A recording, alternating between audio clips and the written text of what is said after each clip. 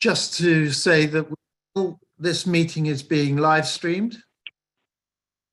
So Robin Buxton. Everybody be aware. I would ask you to be on mute. Join the meeting. It seems like people are still coming in. Yes, I've still got quite a few coming through, Harry. I'll wait 5 minutes, a couple of minutes, Emma. I think before actually, so we get everybody.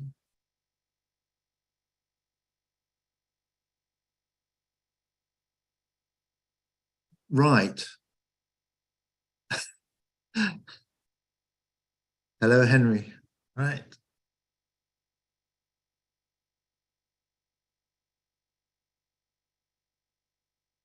Okay. I'll do my preamble again. The time is 1 minute past 10. So, yeah, I'm Harry Blathwaite. I'm acting as chairman today for the Norfolk Coastal Forum. I hope you've all had the agenda. We are recorded and live streamed. And hello, Rob. Okay, so to get, we will be having a break halfway through the meeting, so everybody will get a chance to stretch their legs. And I will go straight on. Hold on, we've still got people coming in.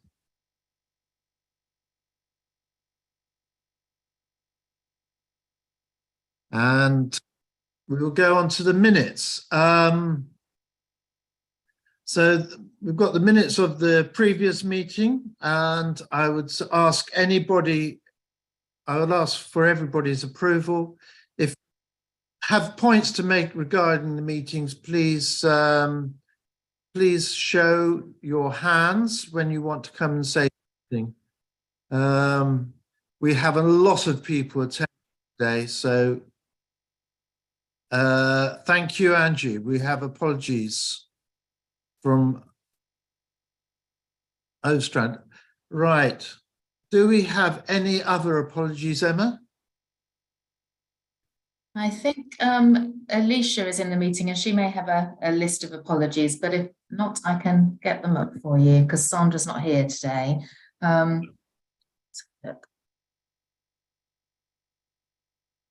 Yeah, I can read them out. Okay, brilliant.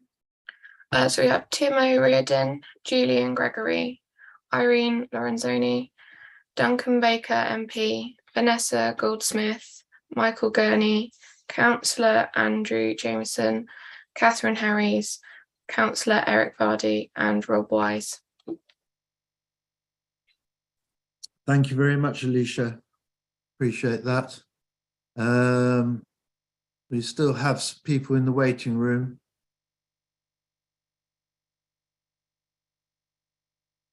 Okay, right. I'll try and charge on if that's all right.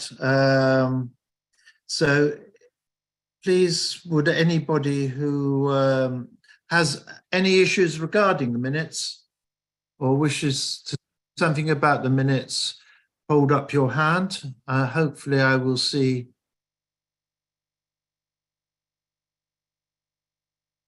any. Okay, so I take that as read. I don't appear to see everybody's hands as so many people in the meeting. So if anybody wishes, it might be better if you shout out at one point or another. Right, so I will take that as the minutes are read and approved. Anybody with any objections to that? No, thank you very much. The first item on the agenda is the Environment Agency update, and for that we have Meredith Bassett. Are you there, Meredith? I am, yes, and I'm hoping that Gary Watson is there as well. Excellent. I am, Meredith. Are you there? Yes, lovely. Thank you very much. Perfect. So Gary, do you want to, because you're going to give that the first bit of the update, and then I will tag on to the end. Is that all right with you? Yeah, that's fine. Is someone controlling the slides? Yeah, I am, Gary. So All right. So thanks for that. Yeah, if we can move on to the next slide, please. Right. Yeah, my name's Gary Watson. I'm one of the coastal engineers for the Environment Agency. I'm going to be covering a couple of series of issues this morning. The first are the updates from the Norfolk Asset Performance Team, which is the first few slides. I'm not a member of that team, so I will try and answer any questions you might have, but if not, we may have to take them back. And then the strategic planning side of things, I'll be covering that as well, which is something that I am personally working on. So if we can move on to the next slide, please. The first subject we'd like to cover is the vegetation management for the North Norfolk coastal flood defence embankments. We're just about to start our annual vegetation clearance on that, and that's, as I'm sure most of you from the area will know, that's grass cutting and clearance in March and April, and again in September and October, which is done twice a year, every year. If we move on, please. But as with the last few years, we are trying to tackle the invasive species management, which is principally Alexander's weed on the embankments. So that means once we've done the early vegetation cut in March and April, we will be returning to do focused cuts on areas where there's extensive Alexander's weed spreading. So that might mean that that we're seen out on the embankments cutting during periods, for example, no-mow May, which is a period when as you show, to increase biodiversity, we're encouraged not to mow. But we believe it is essential that we continue to undertake this work to take the clearings and remove some of the Alexander's weed, as we have been doing for the last couple of years. If we can move on. Right, the reason we do this is because, as I'm sure those of you from the area know, that once the Alexander's weed spreads and it seeds, when we cut it back at the end of the year, we're left with bare clear soil on the embankments as we head into winter, which isn't a good thing to have. So we will be targeting areas of Alexander's weed and cutting that back from May onwards throughout the year. If we can move on. It is very early days yet. There's only been a couple of years of our work on this, but the early data does show that we're having a significant impact on the spread of Alexander's weed on the North Norfolk embankments, as you can see from that chart. And again, it's early days, but it does look as if the work we've been doing the last couple of years, and again this year, is having a significant impact on its spread. So I find that quite encouraging, and we'll be continuing to do this for the remainder of this year and probably into the future as well. Thank you. Can we move on? This is a small example. This is the Clyde Catchwater embankment sluice erosion works that we've recently completed. This is the north-south embankment between Clyde and Salthouse. This is relatively low impact works, and they were delivered in-house by our asset performance team, without consultants. As you can imagine, that area is SSI, SBA, around our site, so the work had to be done quite sensitively. but we're quite pleased with the outcome there, and we're looking for other opportunities going forward. Thank you. Moving to the south of the patch, we have last year done some Eccles seawall voiding repairs from the village of Eccles. This is infilling of voids that become apparent with any. I think there's Councillor Braithwaite, the picture behind you of the seawall. I should imagine, I mean, the seawall was opened in 1959, I believe, so that'll be sometime between 53 and 59. The wall is getting on a bit, and it is common to see this kind of thing. We've been doing lots of repairs like this on the Southwold seawall too, which is a similar age, and I know the Coastal Partnership East have been working on their wall at Southwold too. So it's quite common to see these voids emerge. The work was undertaken last year. There were some problems as the project progressed, insofar as beach levels really have to be lower for the work to be undertaken, and some of the beach levels crept up, so some patches weren't done, and I know that the team are looking at that. I think some members of this group have sent some pictures and videos on, which we're grateful for, and the asset performance team are looking at that, and we'll get back to the people who reported it soon. If we can move on. St. Pauline ramp, that is progressing. I think I spoke to the group last year about that. The preferred option has been developed and costed up, and it's come up at almost £2 million. So as is normal with these kind of things, we're looking to look for cost savings for design through the design, and we will provide an update as soon as possible on that. It's perfectly normal for this kind of approach. I know we worked with yourselves at with Brian and Rob for the monthly scheme with exactly the same thing, you know, looking for design cost savings as schemes progress. It's a normal part of scheme development. But hopefully they'll be able to provide you with an update soon.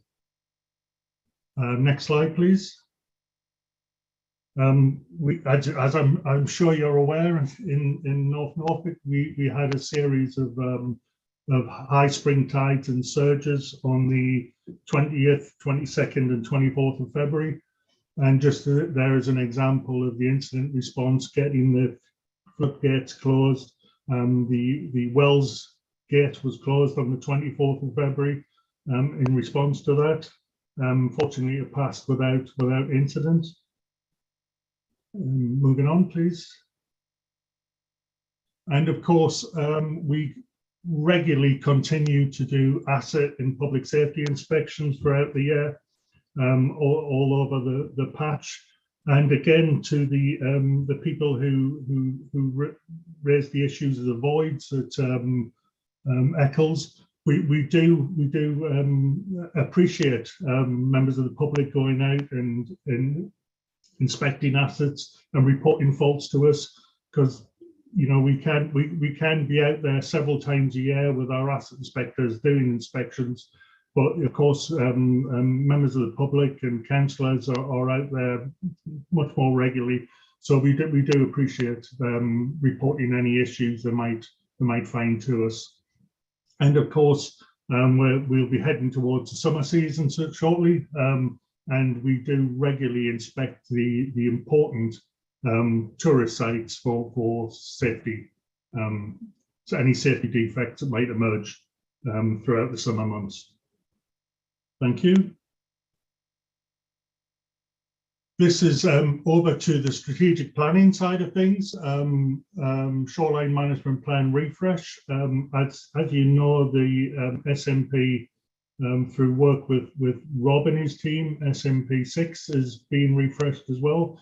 I'm leading the SMP5 refresh, which covers the coastline between Oldham Stanton through to Kelling. Similar to SMP6, we've had a health check report. The health check report found that in SMP5, that the science and the policies remain sound. I suppose that's less of it's more of a luck than anything else there, because North Norfolk from Oldham Stanton to Kelling is generally an accretionary coast, so it's not under the kind of pressure that we see elsewhere in Northeast Norfolk, for example. But it did come up with a few recommendations. First was to establish a working SMP working group, which met last week, I'm pleased to say. And we are working on producing an updated action plan for the entire length of the shoreline management plan. As part of this process, there will be a new shoreline management plan website, Explorer test site, and there's some example shots of how it will look. I believe the system is due to go live by the end of this year, so that will host all the SMPs and all the action plans from the SMPs, which is a positive step forward. I believe as well it will ultimately incorporate the National Coastal Erosion Risk Mapping data as well.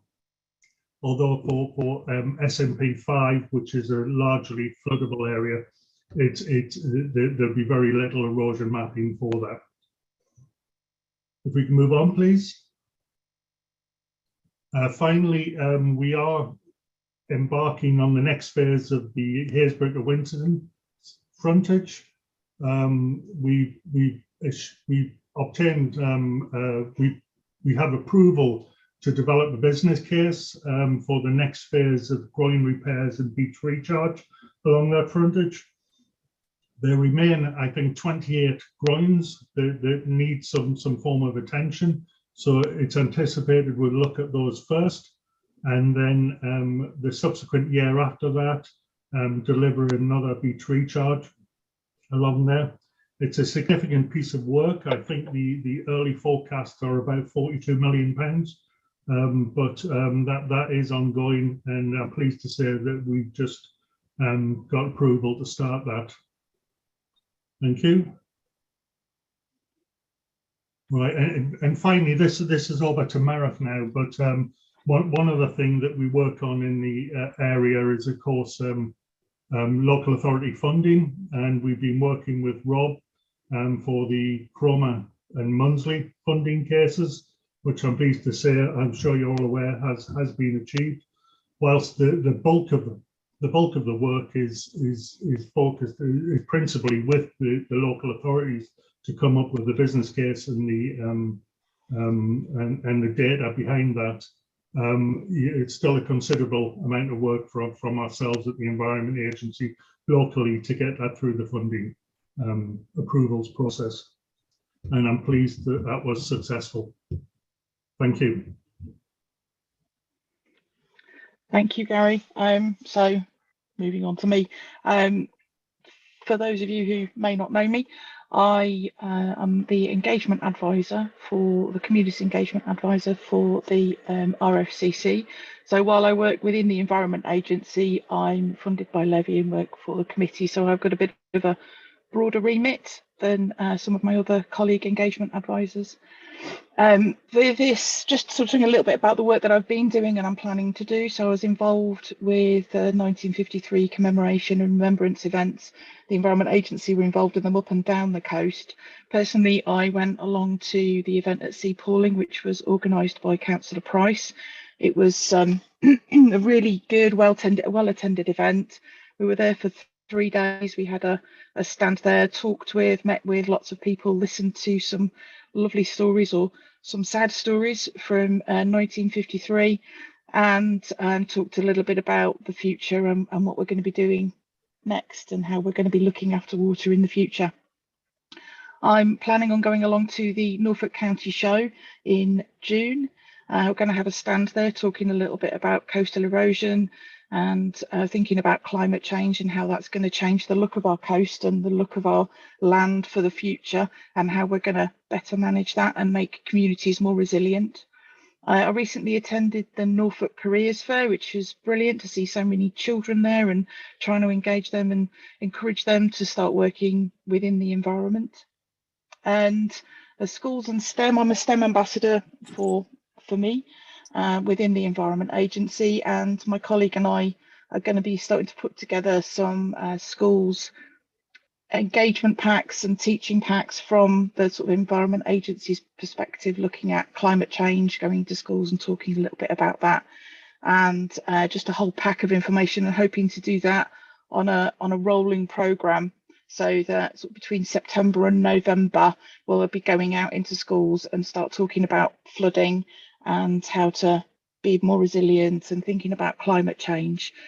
So we're starting to engage the younger minds of the future. And I've also been involved in a project with North Norfolk District Council, looking at different ways to engage with communities and talk to communities about flooding and some of the jobs that we do. And that's it. Just open now to any questions. I'll hand back to you. Right, Richard Price has a question. Thank you very much, Harry. Yes, just to say, I appreciate attention being given to the defences at Eccles, because the voids are very pronounced, as you've seen from the photographs and videos, some sort of 400 centimetres going back in several places. I do appreciate it's a long stretch that needs attention. But it's important, please, that you keep in contact with the local parish council, and I've passed on the chair's details to you to make sure that the community are kept informed and appreciated.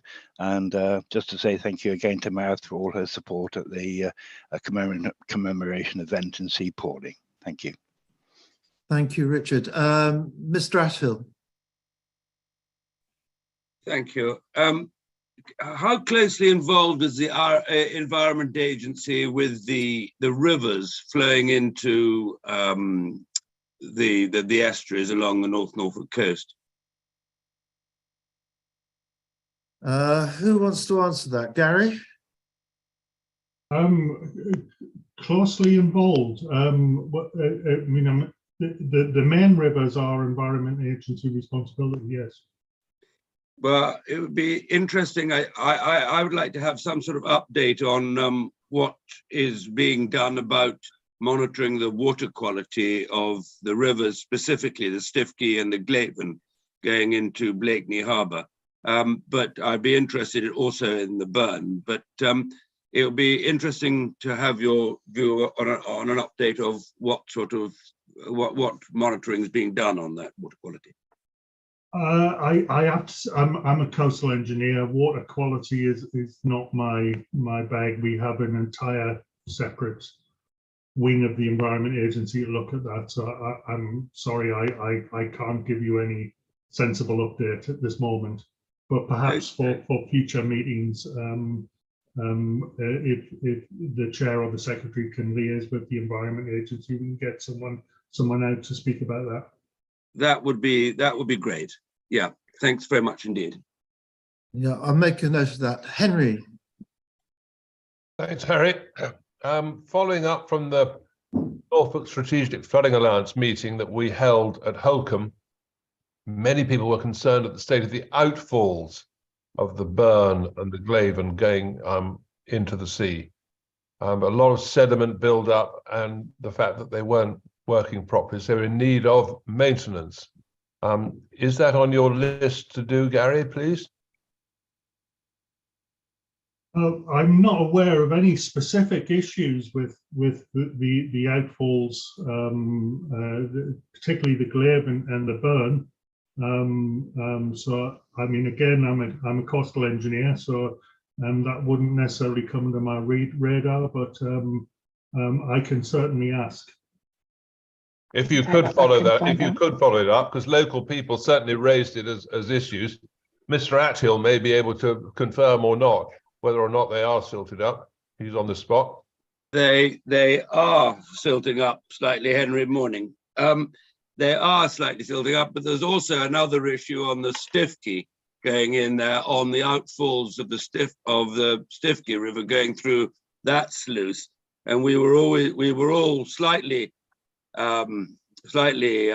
confused about why that the building work had been going on the two outfalls of those sluices going in.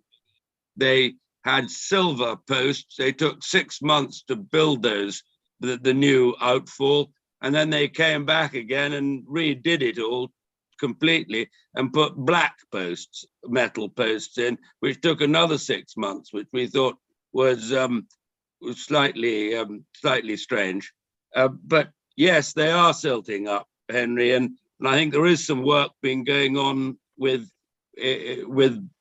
Blakeney Harbour Boatmen's Association on dredging of the Glaven, just below the outfall. Thanks, Will. Thank you. Right. Any other questions regarding the Environment Agency's update, please? I'd just like to say, Gary, thank you for doing the work on the Sea Pawling ramp. How it is slightly disturbing how costs are rising, and I look forward to further progress with you on that. Thank you. But like I say, it's perfectly normal for these things to happen as you develop projects. Costs go through the roof, and then you look for savings. It does happen on most projects. Yeah, I know.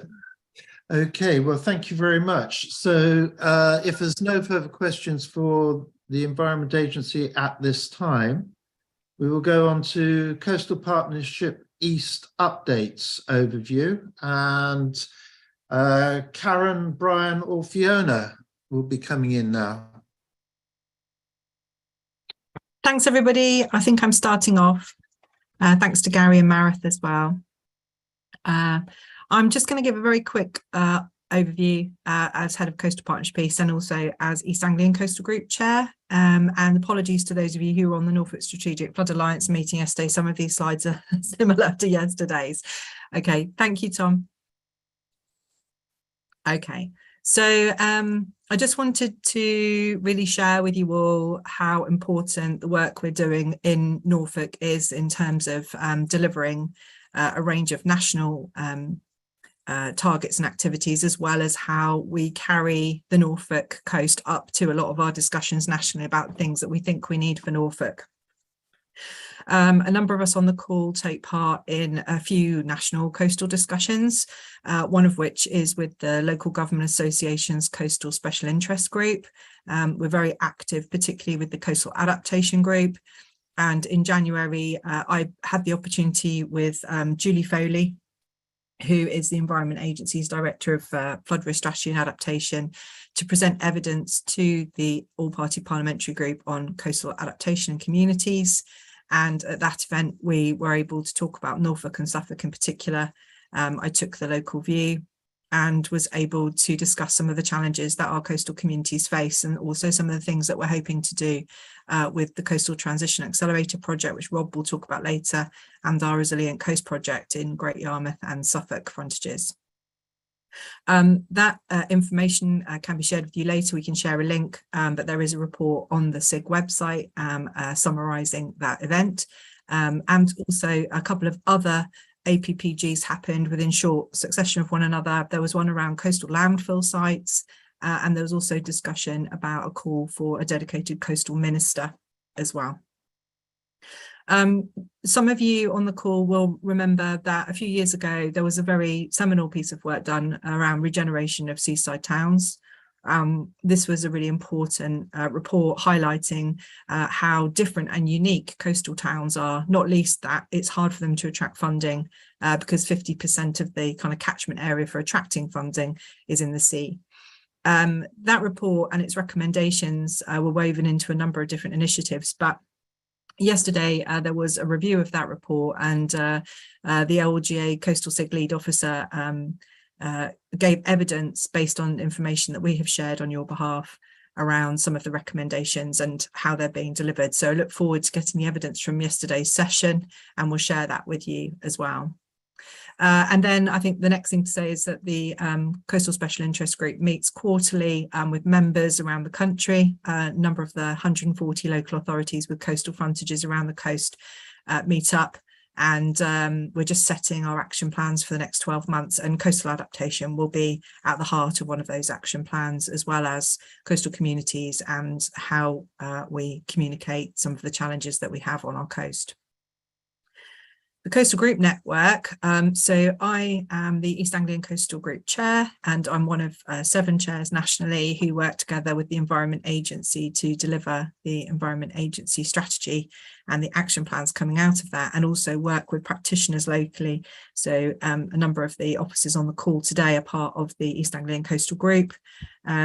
We are meeting again on the 6th of April. We meet quarterly, and as practitioners we talk about the work that we're doing locally, and we raise up challenges from the local patch along with our RFCC coastal member coastal member reps. Ian Devereux and Jaap Flikver are our coastal reps from the RFCC.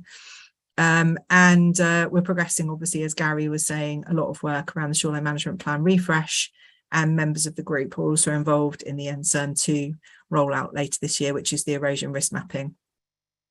And again, I think it's important to just say that nationally the group is just having a refresh at the moment with the National Environment Agency team, thinking about what our priorities will be for the next 12 months. Obviously, one of the biggest challenges is delivering the capital programme. As Gary said, the cost of everything is increasing significantly across the whole programme. So delivering the programme is a real priority for us all to make sure that we get the £5.2 billion that we were given nationally out the door from our sector. So those are just some highlights there from across the patch on the national work that we're doing. Thanks, Tom.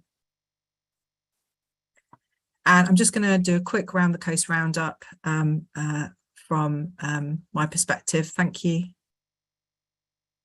So representing Great Yarmouth today from a Coastal Partnership East perspective, I'll come on to Hemsby in a moment because that warrants its own slide.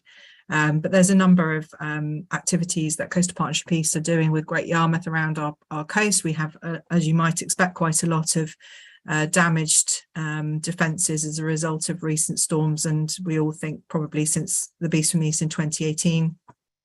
So SCRAP-B, we have a public safety risk assessment for the gabions there, which have collapsed, but the beach has helped things. It's come back in the southwesterlies. We have a wall at South Deans, which is just to the north of the Great Yarmouth Harbour entrance, which we're just entering into outline business case development. At Galston to Corton, just south of the harbour entrance at Great Yarmouth, we're working with Crown Estates to look at a potential soundscaping project like the one that's been delivered for Bacton by the team.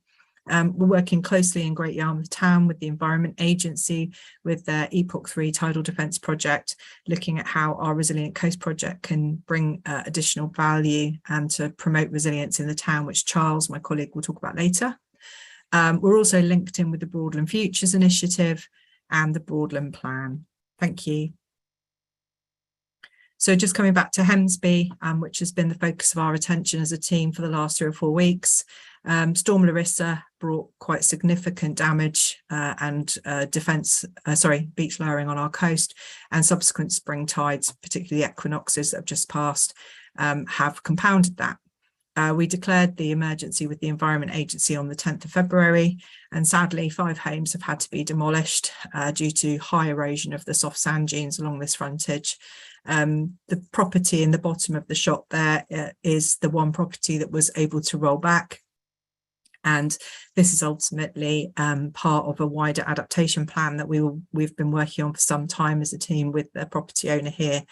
So it was really positive, sadly, out of everything else that happened, that one property was able to be rolled back in this way. We're currently focusing a £735,000 emergency scheme investment from Great Yarmouth Borough Council. 1,900 tonnes of rock were brought up from Hopton, where there was a surplus supply, which we were very lucky to get. Rock isn't normally available at this short notice, and the work will be completed later this week. We'll then be working with Gary and the team to do a retrospective outline business case and looking at demolition grants for the properties that have had to be demolished. The issue is ongoing. It's not over yet, and we do have the public access and lifeboat access issue here, and a lot of further community discussions and media interest. Thank you. I'm just conscious as well that the frontage covers Kings Lynn, West Norfolk District Council at this forum, and as the East Anglian Coastal Chair, I've just got the update here from a previous coastal group meeting with the officers that we have from Kings Lynn and West Norfolk District Council. If they're not on the call today, just to say they've been doing a huge amount of work on their annual surveys of their cliffs, and they're looking at trigger levels to consider when erosion becomes a problem. They're also doing a lot of work, as are we, on routine maintenance, and Brian and Fiona will talk about that for the rest of the Norfolk coast in a moment. And also they'll cover the Cromer and Munsey scheme. So thank you. And then I just wanted to reflect on yesterday's Norfolk Strategic Flood Alliance meeting, and just to remind people that the widening out of the Norfolk Forum is so that we can bring in communities and representation from the whole of the Norfolk coast. Thank you. And the forum, as you can see here in the bottom left, is effectively the key stakeholder group now for Norfolk Coast. So everyone on the call today is part of this key stakeholder group, and with myself and the practitioners and officers of the East Anglian Coastal Group and some of the Norfolk Resilience Forum, we can feed into what will become the Norfolk Coastal Members Group. Now, we have met once last September to discuss this group, but the intention was to create a democratic group of people, effectively a members steering group that could represent everybody on the Norfolk coast. We do have existing council members at Coastal Partnership East who I report into as my board, and obviously there's now stakeholder group set up for the Kings Lynn West Norfolk frontage as well, but we're hoping that members from the whole frontage will be able to meet twice a year, along with our FCC reps and representatives of shoreline management plans, so that we can make sure that everyone feels well represented on the Norfolk coast in discussions up to national and the RFCC, and obviously locally between the local authorities. Thank you.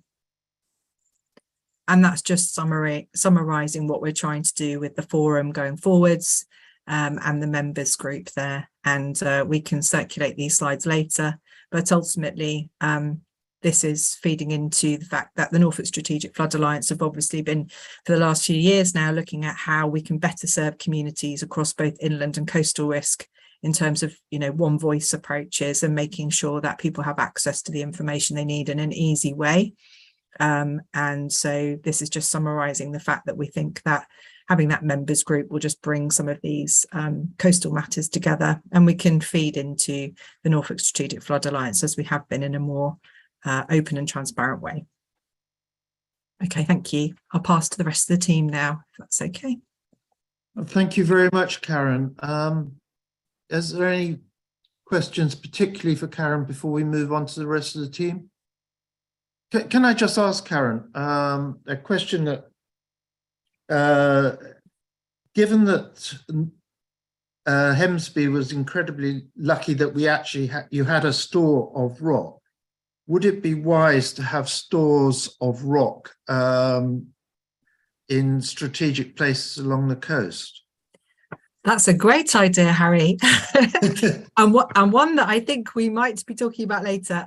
So without wanting to steal any of Charles's thunder, the Resilient Coast Project, which covers Great Yarmouth and East Suffolk, will be looking at that idea.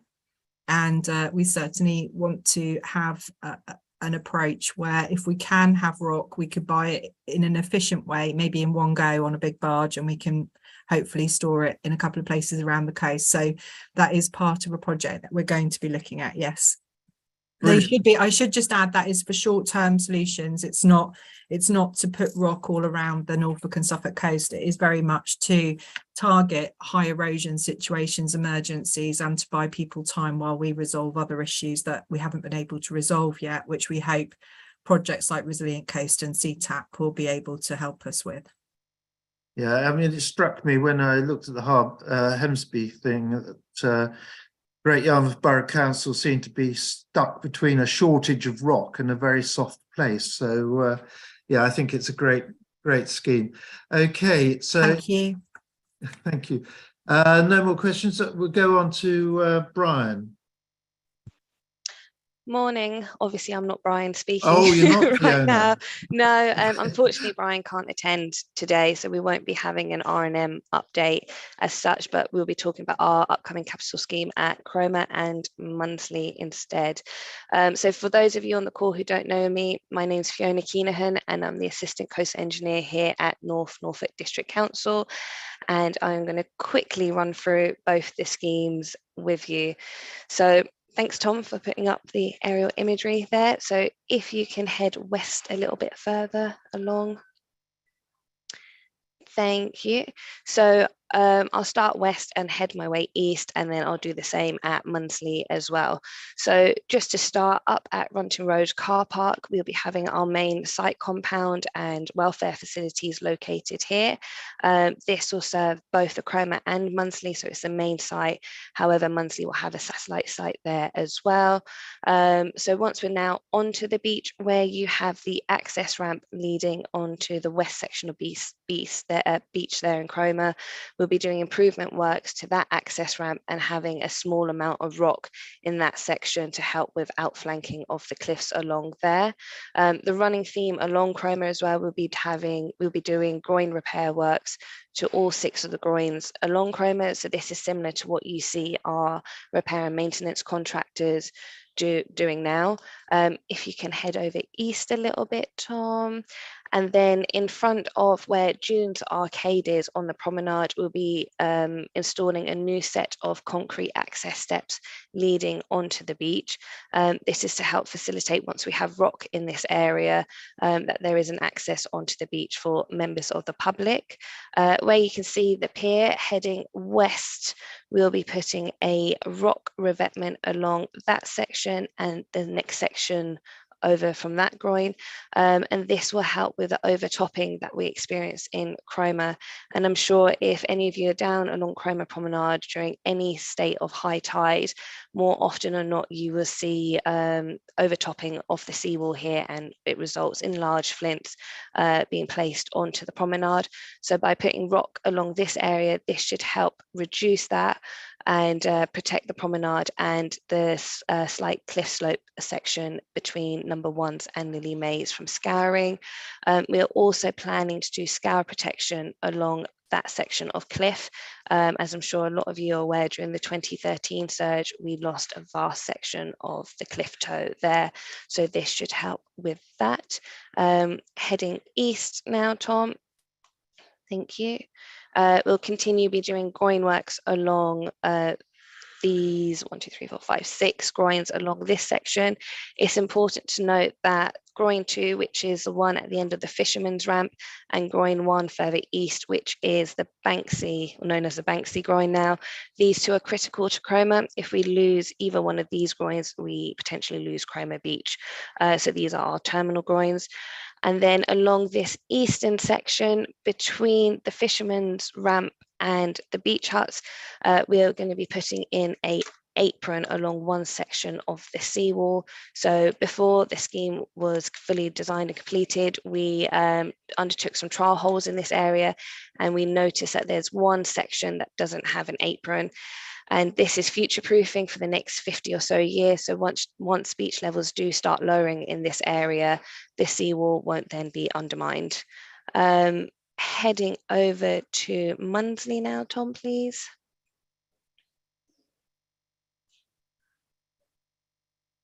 Thank you. Great. So if we start where the gun emplacement is in Munsley, we'll be having a small welfare compound within that car parking space by the gun emplacement. This is to facilitate the workers who are working further on this western extent of Munsley. So similar to Cromer, we'll be doing groin repair works to 11 of the groins along the Munsley frontage. Again, this is similar to what you would see currently within our R&M works. One thing I did forget to mention in Chroma, which will be also happening in Munsley, we'll be doing works to the navigation beacons at the end of the groins.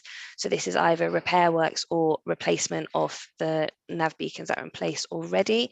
In front of the timber revetment, Tom, if you could just hover where that is, on where you are, yeah, along that section. We're hoping to have a rock stockpile along here, subject to funding. But the main rock structure will be in front of this steel frame structure, just west of the access off the beach onto the from the promenade onto the beach. This steel frame structure is about 60 or so years old now, and it has worked wonderfully, but it's coming towards the end of its design life now. So we'll be putting a rock berm directly in front of it. Heading east now, Tom, please. In front of the beach huts along that section, we'll be doing concrete encasement works on the apron. And this is again to future-proof this area once the beach levels start lowering again. We noticed 2 years ago, Munsley, the beach levels were significantly lower to what they are now, and the apron and the sheet piles in that area were in quite a bad condition. So this is to complete those necessary repair works. Down the double access ramp leading onto Munsley Beach itself, we'll be doing similar to Chroma, we'll be doing scour protection works along here. And this is grasscrete that is put about 3 to 5 meters up the cliff face. And this is to help with the cliff toe being eroded away. And a wildflower seed mix will be planted along there as well. And then from where the toilets are in Munsley, heading past the ship in access steps towards the end of that promenade, we'll be doing repair works to that section of promenade there, because as it stands, there's quite a few different levels and steps leading up and down, and the promenade itself is in need of some repair works. So we'll be leveling as best as we can that section of promenade. And then heading towards where the lifeboat station is now, we'll be putting a small portion of rock in front of that lifeboat station and the Anglian Water pumping station. This is again to help with once beach levels lower. So about 2 years ago, the beach levels in this area were significantly lower, and the seawall itself was actually undermined in this area. So again, this will help protect the seawall and the assets behind it. So that is a lifeboat station and Anglian Water pumping station. And again, we'll be continuing with the groin repair works along this section. And then just the lowest section of where the seawall and the apron meets in front of the lifeboat station, we'll be widening it slightly to allow plant movement in and out of Munsley. So we're not waiting for the tide to completely clear and go around the groins. We've got another access point into Munsley, as there aren't many places we can get plant in Munsley. And yes, that is this 2 schemes in a nutshell. So just in forms of an update, we'll be submitting our marine licenses today and hopefully our planning applications by the end of the week. Subject to both licenses being approved, we are hoping to start construction this summer, and the current program for both works is approximately 64 weeks. This is subject to if there's any further issues with storms coming or any further delays that aren't possible to see right now. Yeah, so that's the schemes in a nutshell. So if anyone does have any questions, feel free to ask now. Thank you very, very much, Fiona. I know that there are some difficulties with Munsley, but does anybody have any questions? All right, Fiona, you seem to have escaped any close interrogation. And so we have a 10-minute break. And so we will be returning here, shall we say, at we'll say 11 o'clock. And I look forward to seeing you all then. Thank you very much.